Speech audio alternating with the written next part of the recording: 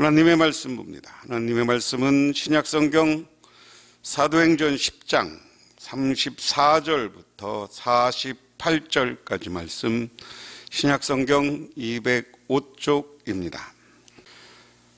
베드로가 입을 열어 말하되 내가 참으로 하나님은 사람의 애물을 보지 아니하시고 각 나라 중 하나님을 경외하며 의를 행하는 사람은 다 받으시는 줄 깨달았도다.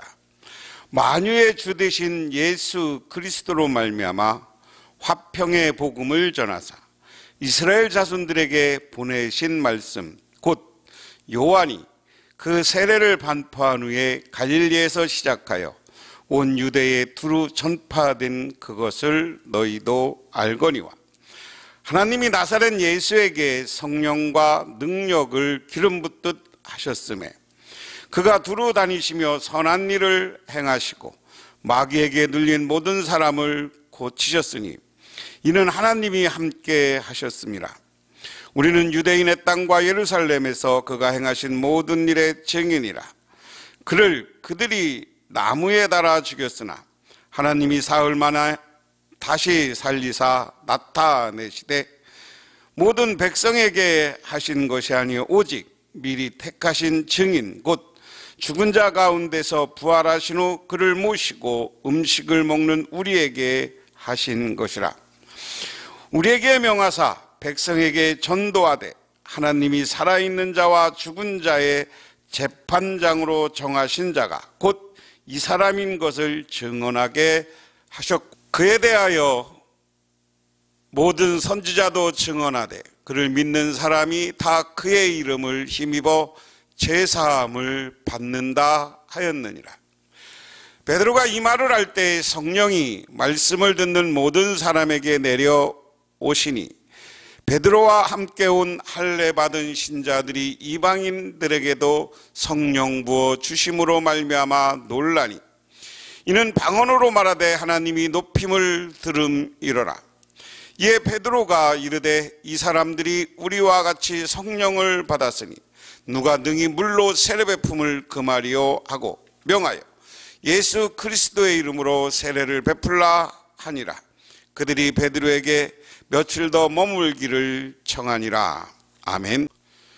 지금까지 누가는 전혀 다른 세계에 살던 두 사람 고넬료와 베드로의 독립적인 환상, 가이사랴에서 욥바로의 이동, 욥바에서 가이사랴로의 방문, 베드로 안에서 기록 계시와 비전 계시의 마주침의 해석, 그리고 두 환상의 해석적 만남을 묘사했습니다.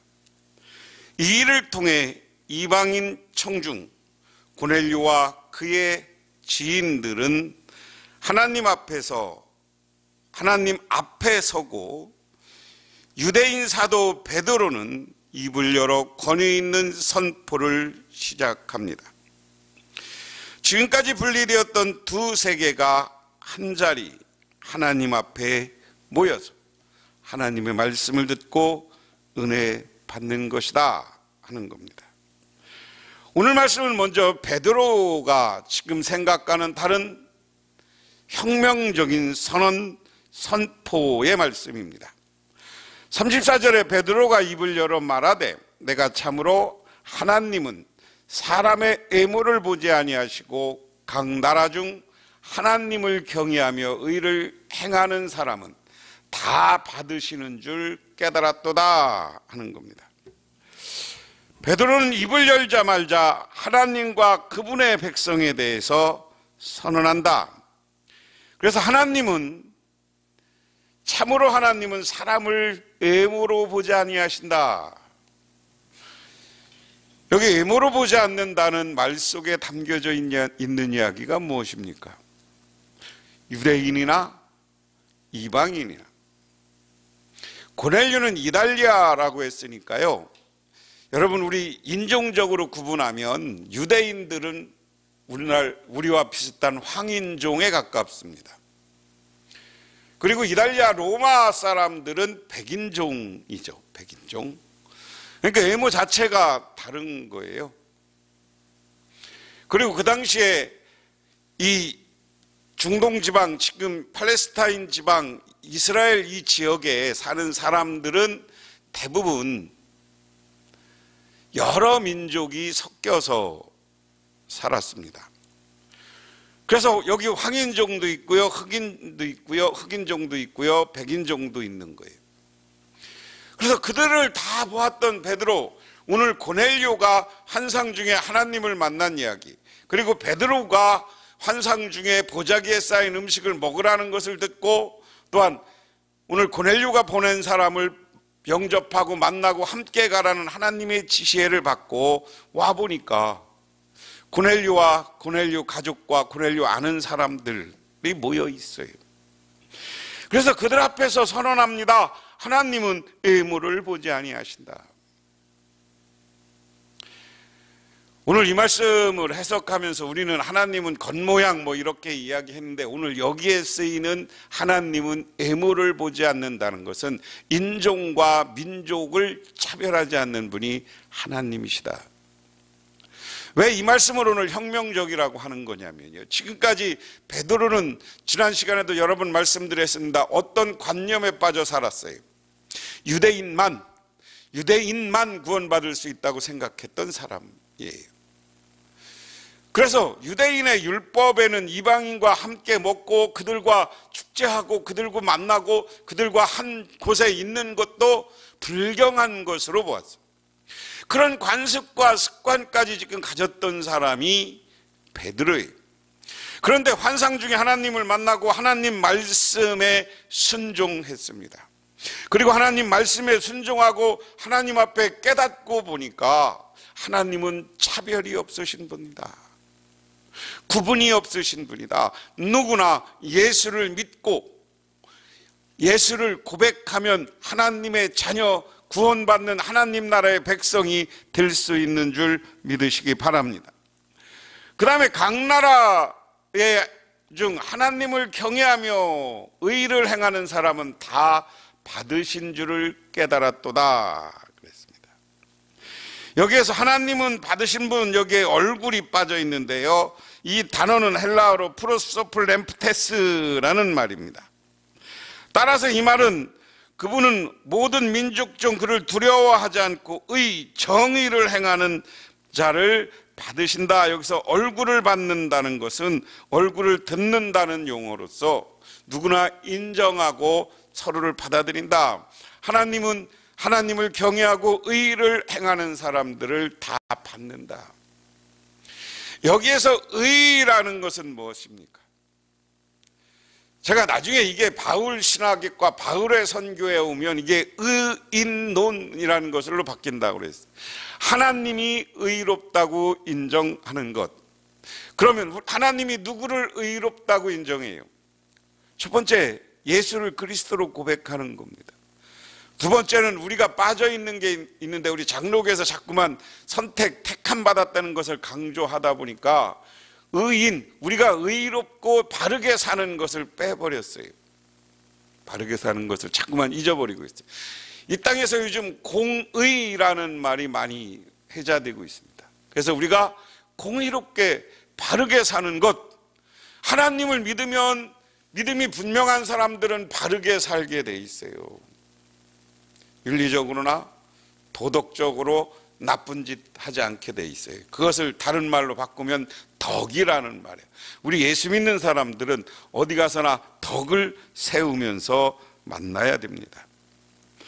그래서 진실로 하나님 앞에 정의롭고 덕을 세우고 하나님께 의롭다 인정받는 사람들은 인종, 나이, 민족 이런 거에 차별 없이 하나님은 하나님의 백성으로 받아주었다. 그리고 오늘 그것을 깨달았다. 그렇게 이야기했습니다.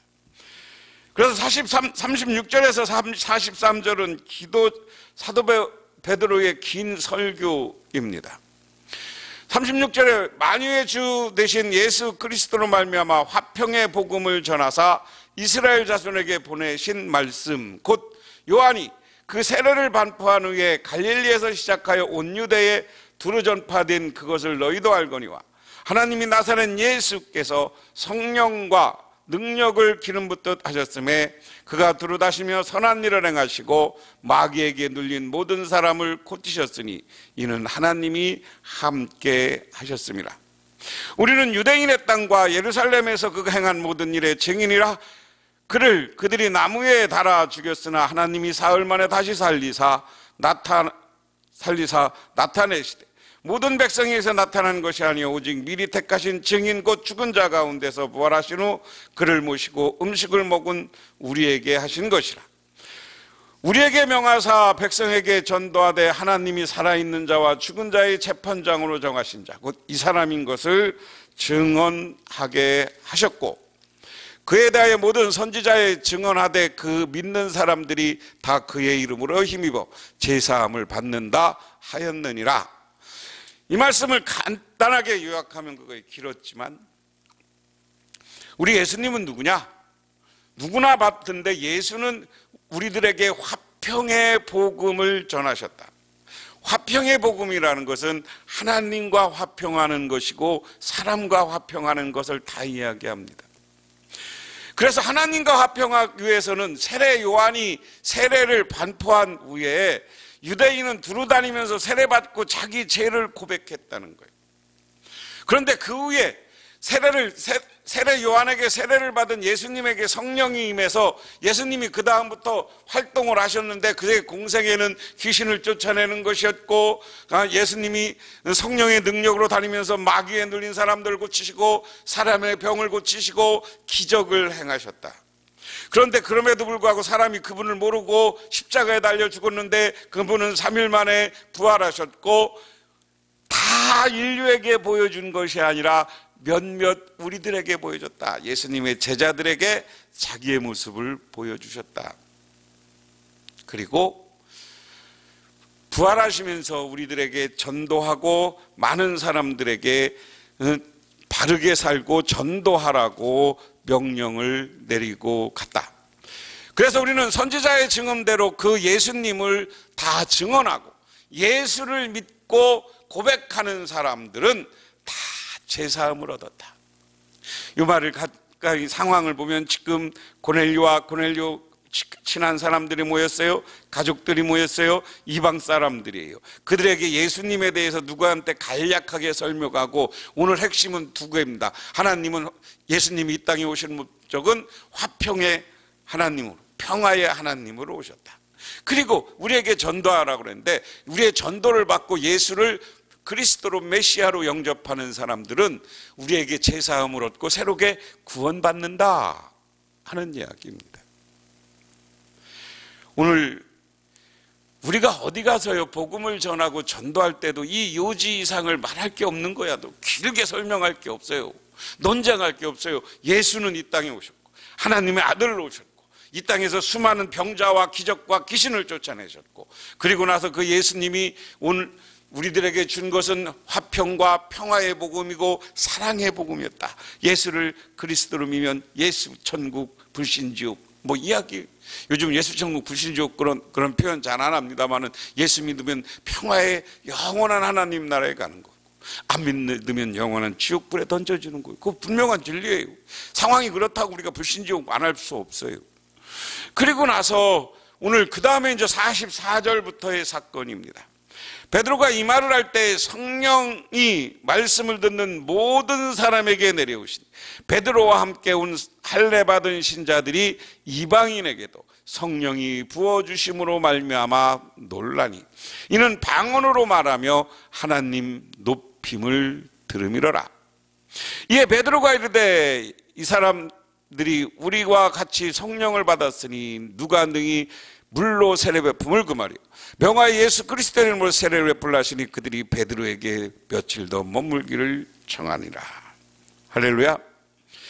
오늘 44절부터 48절은 베드로가 예수를 전하고 나니까 성령이 임했어요. 성령이 임하니까 그들이 회개하고 그들이 변화받는 거예요. 성령의 능력이 나타나는 걸 봤어요. 그러니까 베드로가 뭐라 그러냐, 성령이 나타나는데 물로 세례도 줘야 된다. 오늘날 성령 세례만 강조하는 사람이 있는데 물 세례도 중요한 거예요. 물 세례는 우리 기독교 공동체, 교회 공동체, 그것을 우리는 입교라고 그래요. 공동체 회원이 됐다는 것을 의미하는 것이고요. 성령 받았어도요, 교회 들어오지 않으면 교회와 상관없으면 안 돼요. 그래서 저는 오늘날 무교회주의나 뭐 이런 사상을 가지고 교회 다닐 필요가 없다, 그리고 나만 예수 믿으면 됐지 하고서 신앙은 있는데 가나안 안 나오는 교인들, 그것은 잘못된 신앙의 방법이다. 물세례를 받았으면 공동체에 들어와서 교회에 와서 자기 역할과 직무와 사명을 감당해야 된다 하는 것을 깨달으시기를 바랍니다. 하나님은 외모를 보지 않고 예수를 고백하는 사람들을 다 받아들인다고 했으니까 내 맘대로 사람 미워할 거 없어요. 그들을 위해서 기도하면 그들이 회개하고 오는 겁니다. 그런데 오늘 이 말씀이 중요해요.